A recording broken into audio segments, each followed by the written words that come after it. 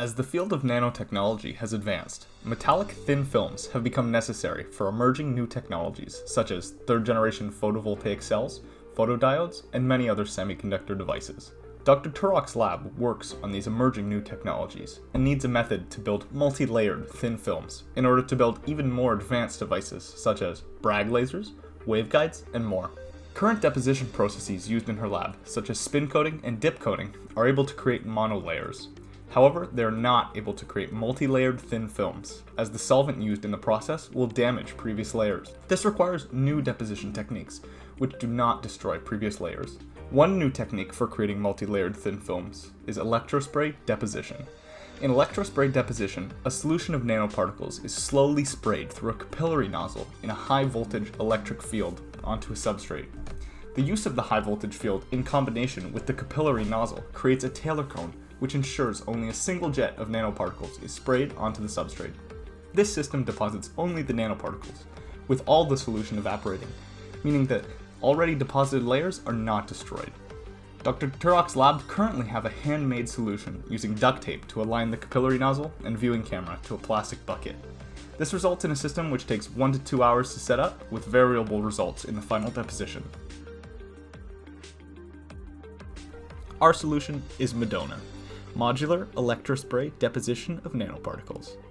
This is a modular electrospray deposition device which is able to create monolayers of metallic nanoparticles in a safe, effective manner. It uses an enclosed input system to connect both the solution and high voltage to the capillary nozzle, a precise motor-controlled stage to position the substrate and bottom electrode, and a control system which will monitor the deposition process via computer vision and provide feedback to the user to ensure an evenly distributed thin film is formed on the substrate.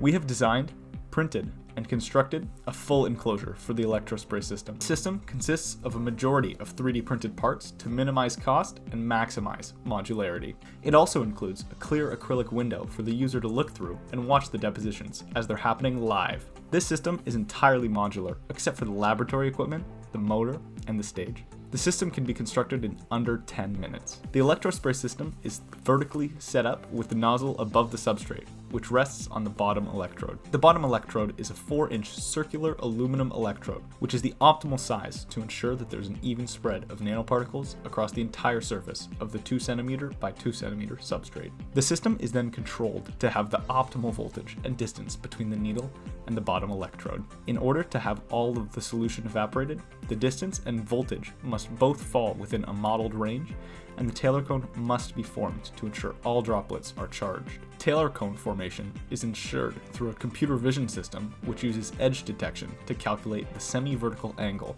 of the cone to ensure that throughout the deposition process, the Taylor cone is maintained. The distance between the substrate and the electrode is then controlled by a motor connected to a scissor lift through a gear system. This can control the height of the stage up to plus or minus 1 mm accuracy.